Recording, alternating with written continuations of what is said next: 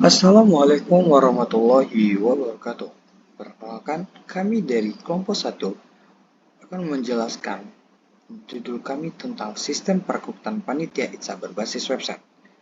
Di sini kami berkelompok menjadi 5. Pertama ada Faras Fajar Hadi, dan saya Raffi Asyiki Nurdian, Azura Azlova, Syed Muhammad Asrak, dan Rizky Ami. Baiklah, selanjutnya di sini saya akan menjelaskan gambaran umum tentang website kami dengan judul Sistem Open Recruitment Kepanitiaan ITSA. Sistem ini sebuah solusi teknologi yang dirancang untuk memfasilitasi proses rekrutmen kepanitiaan dalam himpunan ITSA. Dan sistem ini bertujuan untuk memudahkan pengelolaan dan pelaksanaan proses seleksi calon anggota kepanitiaan, serta sistem akan mendahulukan nomor antrian aplier perempuan untuk mendapatkan kesetaraan gender di lingkungan mahasiswa. Disinilah gambaran umum tentang website yang menjudul Sistem Open Recruitment Kepanitiaan ITSA. Selanjutnya itu ada metode pengembangan. Metode pengembangan ini yang disebut dengan SDLC, Software Development Life Cycle. Di sini kerangka kerja atau model manajemen proyek terstruktur yang menguraikan fase-fase yang diperlukan untuk membangun sistem dari awal hingga hasil akhir. Itu tentang metode pengembangan SDLC. Selanjutnya, Baiklah, kita masuk ke dalam tahapan planning. Yang mana planning itu sendiri merupakan tahapan untuk menentukan proses perencanaan dari proyek ini. Kemudian, pada tahap ini, kami mendapatkan tema kesetaraan gender.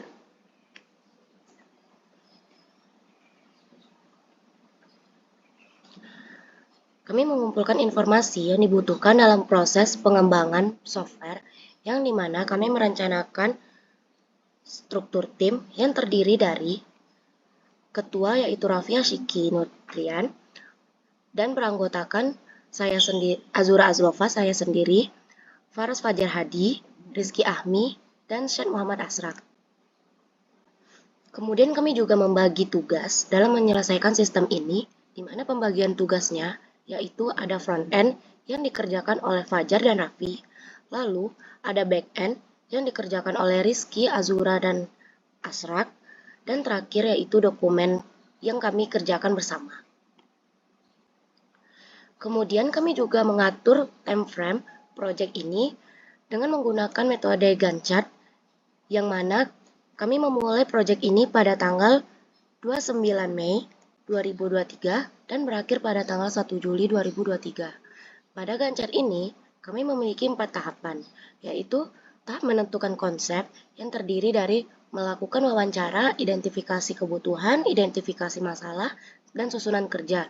Kami membutuhkan waktu dari tanggal 29 Mei 2023 sampai 4 Juni 2023.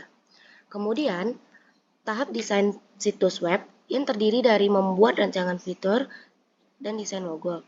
Kami membutuhkan waktu dari tanggal 5 Juni 2023 sampai 14 Juni 2023. Kemudian, tahapan programming yaitu membuat programnya yang membutuhkan waktu dari tanggal 16 Juni 2023 sampai 23 Juni 2023. Kemudian sampailah kita pada tahapan terakhir di Gantt chart kami, yaitu tahapan testing yang mana terdiri dari dokumentasi rancangan fitur dan dokumentasi rancangan program, yang mana kami membutuhkan waktu dari tanggal 25 Juni sampai tanggal 1 Juli. Sekian dari tahapan planning. Baik, yang kedua ada tahap analisis, yang dimana pada tahap ini kami membuat beberapa diagram. Seperti yang pertama, kami membuat use case diagram yang dinyatakan bahwa admin dan warga sama-sama melakukan login. Lalu admin bisa mengelola website dan warga bisa mendaftar ke kepanitiaan. Lalu yang kedua, kami membuat diagram yang bernama activity diagram, yang dimana ini adalah contoh dari role akses admin dan warga pada halaman login. Jadi yang pertama, admin dan warga itu membuka halaman login, pada sistemnya menampilkan halaman login, lalu admin dan warga memasukkan data login seperti username dan password, lalu sistem akan memvalidasi data login. Dan pada saat sistem memvalidasi data login, jika ID dan passwordnya benar, maka sistem akan menampilkan halaman dashboard. Dan jika salah, maka sistem akan menampilkan notifikasi login gagal. Lalu yang kedua, ada role access admin, yaitu halaman mengelola website. Yang dimana yang pertama, admin akan membuka halaman mengelola website, lalu sistem akan menampilkan halaman pengelolaan, lalu admin memilih mengelola website. Apakah admin akan memilih memasukkan kepanitiaan, melihat kepanitiaan, mengubah kepanitiaan, ataupun menekan tombol cancel. Lalu ada role akses warga, yang dimana pada activity diagram ini merupakan halaman mendaftar kepanitiaan. Yang pertama, warga berhasil login tentunya. Lalu pada sistem akan menampilkan halaman lowongan kepanitiaan yang tersedia. Dan warga memilih salah satu kepanitiaan, dan sistem menampilkan persyaratan-persyaratan yang dibutuhkan dalam kepanitiaan tersebut. Lalu warga menginputkan persyaratan-persyaratannya, dan sistem menampilkan notifikasi bahwa warga berhasil mendaftar. Proses bisnisnya yaitu dari akses warga. Yang pertama itu warga melakukan login, lalu sistem menampilkan dashboard. Setelah itu menampilkan menu, yaitu ada sistem menampilkan menu yaitu ada logout dan informasi lowongan. Jika warga menekan informasi lowongan, maka akan menampilkan pilihan, di mana pilihannya itu ada daftar dan melihat informasi. Lalu jika kita menekan melihat informasi, maka terdapat pilihan lagi yaitu mendaftar. Dari sini kita juga bisa memilih pilihan daftar. Daftar itu juga memiliki subproses.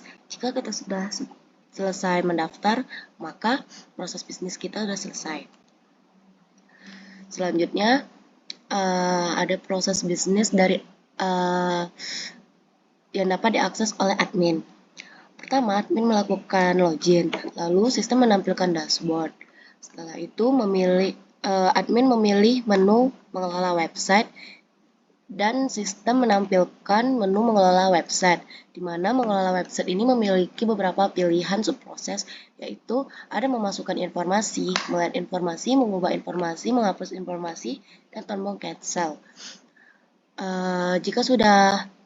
Jika kita menekan memasukkan informasi, jika sudah selesai, maka akan menampilkan informasi berhasil ditambahkan. Jika informasi telah selesai ditambahkan, maka berakhir. Lalu jika kita mengubah informasi, akan mengeluarkan inputan informasi berhasil diubah. Begitu juga menghapus informasi, mengeluarkan informasi berhasil dihapus. Baiklah, di sini saya akan menjelaskan sequence diagram dengan role access itu admin dan warga.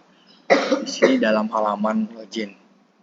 Pada login admin dan warga, itu admin akan menginputkan email dan password. Lalu dalam halaman login itu dia akan menginputkan, terus lanjut lagi ke kontrol dan login, dia akan mengeluarkan pesan, dan lanjut lagi dia ke ada mode login, itu akan validasi email dan password. Jadi jika dia benar, dia akan mengarahkan ke halaman role access dengan kontrol login, lalu user login diterima. Jika email dan password kita ini salah, dia akan di dalam kontrol login, user itu login ditolak dan login gagal, dan di halaman login itu akan menampilkan notifikasi login gagal. Di sequence diagram ini itu di dalam melakukan login role admin dan warga. Baik, selanjutnya itu ada di dalam role access admin, itu halaman mengelola website. Pada halaman ini, admin akan menambahkan kepanitiaan, yaitu admin itu akan mengisi nama, deskripsi, dan divisi dan syarat kepanitiaan untuk website tersebut. Lalu di dalam admin pack, itu admin akan tambah kepanitiaan. Lalu di dalam kepanitiaan itu tambah data acara kepanitiaan. Lalu data ini akan disimpan. Lalu data kepanitiaan berhasil disimpan. Dan di halaman admin itu tampil pesan kepanitiaan berhasil ditambah. Jika admin akan melihat kepanitiaan, di dalam halaman admin itu memilih kepanitiaan, lalu menuju admin pack itu indeks kepanitiaan. Selanjutnya ada kepanitiaan dilihat di dalam kontrol kepanitiaan. Lalu halaman itu akan menampilkan data-data kepanitiaan tadi. Selanjutnya di halaman admin juga akan menampilkan halaman detail tentang acara kepanitiaan tersebut. Selanjutnya admin akan mengupdate kepanitiaan. Admin bisa mengubah nama, deskripsi, divisi, dan syarat kepanitiaan. Jika admin sudah mengupdate data-data tersebut, selanjutnya itu admin pack itu akan mengupdate kepanitiaan.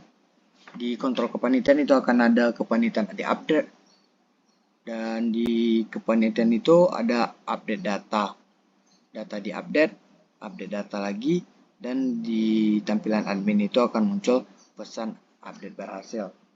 Selanjutnya di dalam role akses admin ini juga memiliki suatu tombol menghapus kepanitiaan, yaitu di dalam halaman admin itu admin akan menghapus kepanitiaan, tekan delete kepanitiaan di delete, hapus data dihapus.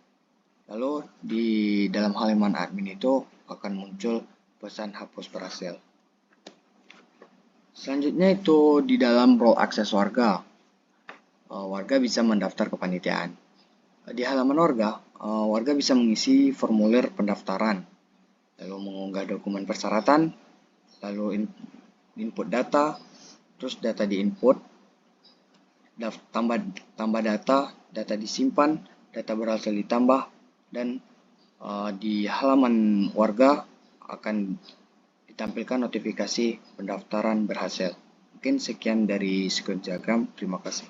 Baik, yang ketiga ada tahap desain. Tahap desain merupakan kegiatan bagi tim untuk membuat rencana desain atau spesifikasi atau model dari cara kerja sistem yang nantinya berdasarkan requirement yang telah ditentukan pada tahap sebelumnya, yaitu pada tahap planning dan pada tahap analisis.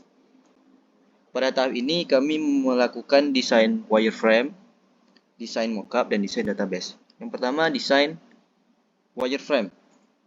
Desain wireframe adalah desain yang berfokus kepada elemen-elemen dasar dari sebuah antarmuka aplikasi, seperti tombol, navigasi, teks, dan lain-lain. Ini adalah contoh dari beberapa desain wireframe yang telah kami buat. Ini adalah contoh desain tampilan halaman dashboard dan halaman kepanitiaan yang tersedia. Lalu yang kedua ada desain mockup. Desain mockup merupakan versi detail dari wireframe yang telah dibuat tadi, seperti penambahan warna, icon, ataupun elemen lainnya. Ini adalah contoh dari beberapa mockup yang telah kami buat. Yang ini merupakan halaman dashboard dan halaman kepanitiaan yang tersedia. Lalu yang ketiga, kami membuat sebuah desain rancangan database. Seperti ada tabel kepanitiaan yang digunakan untuk CRUD kepanitiaan, lalu ada tabel pendaftaran yang digunakan untuk warga mendaftarkan diri ke kepanitiaan yang ada. Lalu yang ketiga ada tabel user yang digunakan untuk proses login admin. Sekian dari saya. Terima kasih. Pada bagian development, saya akan menjelaskan tentang website itu sendiri. Nah, pada bagian development ini, kita akan mengembangkan website pada baris kode, yang dimana website kami telah berbasis dua framework, yaitu framework front-end dan framework back-end yang menggunakan Vue.js sebagai front-end dan Laravel sebagai back-end. Nah, pada saat pertama kali kita mengakses website Open Recruitment ITSA, teman-teman sebagai user atau sebagai warga ITSA akan melihat tampilan dengan yang pertama yaitu ada foto dari pengurus, kemudian ada kata-kata mengajak teman-teman untuk berkepanitiaan di ITSA, dan juga ada dua fitur di atas atau di navbar website itu sendiri, yaitu beranda dan login. Nah, pada tampilan sekarang kita telah berada pada halaman beranda, sehingga warnanya menjadi warna lebih coklat tua. Lalu teman-teman juga bisa lihat bahwa sini ada button daftar sekarang. Nah, ini memudahkan teman-teman untuk mencari panitia-panitiaan yang telah tersedia yang ada di bawahnya. Nah, di sini kami telah membuat menjadi sebuah carousel sehingga memudahkan teman-teman untuk mencarinya. Di sini ada IoT dan ITOS 11 dan Mubas. Nah, di setiap card ini terdapat beberapa informasi. Yang pertama acaranya, judul acaranya, lalu deskripsi singkat acaranya, dan tombol daftar. Nah, mungkin kita langsung aja ya ke tombol daftarnya. Nah, di sini teman-teman langsung melihat nih ada beberapa informasi dari sebuah acara itu. Yang pertama judul acaranya itu Mubas, lalu deskripsi singkat itu pemilihan gubernur, dan sebelah kiri teman-teman langsung melihat divisi apa yang dibutuhkan dalam acara ini. Nah, ini hanya sebagai contoh, maka di sini terdapat ketupal. Lalu juga ada syarat pendaftaran yang di-highlightkan dengan sebuah card baru yang berwarna lebih terang sehingga teman-teman lebih notice terhadap syarat-syarat pendaftaran, karena syarat-syarat inilah yang menjadi kunci bahwa teman-teman dapat terpilih atau tidak di sebuah kepanitiaan. Oke. Dan mungkin teman-teman bisa notice bahwa terdapat sebuah tombol daftar hijau yang diletakkan seperti melayang, yang ini memudahkan teman-teman untuk mendaftar, sehingga jikalau nanti syarat-syaratnya yang panjang sehingga membuat tampilan menjadi lebih panjang, maka tombol daftar tetap dapat terlihat pada pertama kali teman-teman akses, sehingga tombol daftar tidak tertimpa di bawah tampilan. Oke, kita langsung aja ke tombol daftar. Lalu pada tampilan ini yaitu form pendaftaran. Nah, pada form pendaftaran ini sama sekali persis dengan form pendaftaran yang kita lakukan pada saat ini dengan Google Form. Nah, kita teman-teman bisa melihat bahwa ada beberapa informasi yang harus kita inputkan. Yang pertama NIM, nama, jenis kelamin, generasi, kelas, dan nama kementerian dan divisi, lalu alasan dan SSS-an. Nah, mungkin teman-teman lihat ya bahwa ada berbeda daripada kolom nama kepanitiaan. Nah, pada kolom nama kepanitiaan ini itu merujuk pada kepanitiaan yang teman-teman pilih, sehingga tidak menyurutkan teman-teman untuk menginputkannya kembali, lalu juga memudahkan teman-teman mengetahui lebih dan cross check bahwa teman-teman ini mendaftar di kepanitiaan apa gitu. Ini kita langsung aja inputin ya. Kalau di name ini sudah secara default hanya dapat diinputkan secara angka, tidak bisa secara huruf. Lalu kita inputkan aja. Lalu nama, kemudian jenis kelamin, generasi, kelas, lalu nama kepanitiaan yang secara default sudah terletak dan tidak bisa diubah, lalu divisi yang utama, divisi cadangan, alasan bergabung, screenshot teakan CV. Nah, mungkin sebelum kita masukin screenshot teakan CV, mungkin teman-teman bisa coba ke tombol daftar. Nah, teman-teman langsung nih diperingatkan bahwa CV dan SSTK itu diwajibkan, sehingga tidak ada nantinya data-data yang kosong. Oke, kita langsung masukkan ya untuk SSTK, lalu CV, ini kita asumsikan aja. Oke, lalu kita tombol daftar. Nah, ini langsung merujuk ke halaman utama, sehingga teman-teman tadi sudah terrecord data-data teman-teman dalam database. Nah, itu saja mungkin dalam tampilan user yang sebagai warga. Nah, kemudian kita lanjut ya sebagai admin, ataupun nantinya akan dipegang oleh pengurus ITSA itu sendiri. Oke, kita bisa langsung masuk ke halaman login. Nah, di login ini pengurus nanti akan diberi sebuah email dan password yang hanya dapat diketahui oleh pengurus, sehingga tidak ada tombol registrasi dan lain-lain yang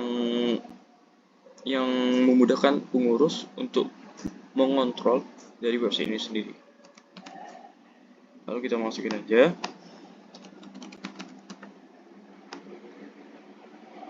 Oke, lalu kita login. Nah, setelah kita login menjadi user atau pengurus di kepanitiaan ITSA itu, nah, teman-teman langsung mendapat beberapa fitur yang berbeda dari tampilan sebagai warga. Tambahan fitur itu ialah ada fitur tambah kepanitiaan dan lihat pendaftar. Mungkin kita langsung aja ke tambah kepanitiaan.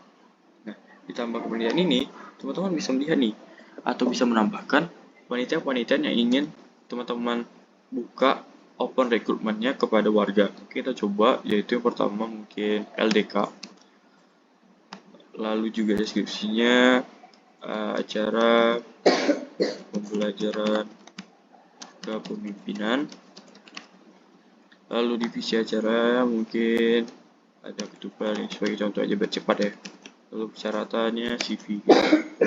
Oke, setelah itu kita tinggal tombol daftar, langsung kita akan diarahkan ke halaman utama dan admin langsung dapat mengecek ke bawah apakah sudah masuk atau belum. Nah, seperti teman-teman lihat bahwa LDK itu telah masuk ke dalam tampilan halaman utama, dan begitu juga akan terlihat di halaman utama yang sebagai warga. Oke, selanjutnya kita akan melihat pendaftar. Di sini kita akan melihat tabel yang berisi warga-warga yang telah mendaftar di beberapa kepanitiaan yang terbuka. Nah, nantinya kami ingin ada sebuah fitur yang bisa menjadi tombol searching, sehingga teman-teman pengurus akan lebih mudah menseleksi kepanitiaan-kepanitiaan yang ingin dilihat. Nah, yang tadi kita baru masukin itu ada name, nama, jenis kelamin, generasi, kelas, ini semua terrecord di semua sini. Lalu ini belum selesai, selesaikan CV belum dapat ditampilkan karena ada beberapa yang tidak kami ketemukan solusinya, tapi akan kami revisi nanti, akan kami revisi kembali. Lalu juga ada action yaitu edit dan delete. Nah, di dalam editor nih teman-teman langsung lihat nih bahwa nama kepanitiaan itu bisa diupdate, lalu juga bisa di delete.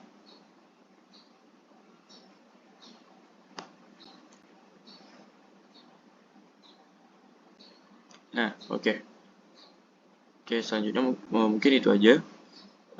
Mungkin lanjut kita ke beranda. Udah. Mungkin sekian penjelasan dari saya.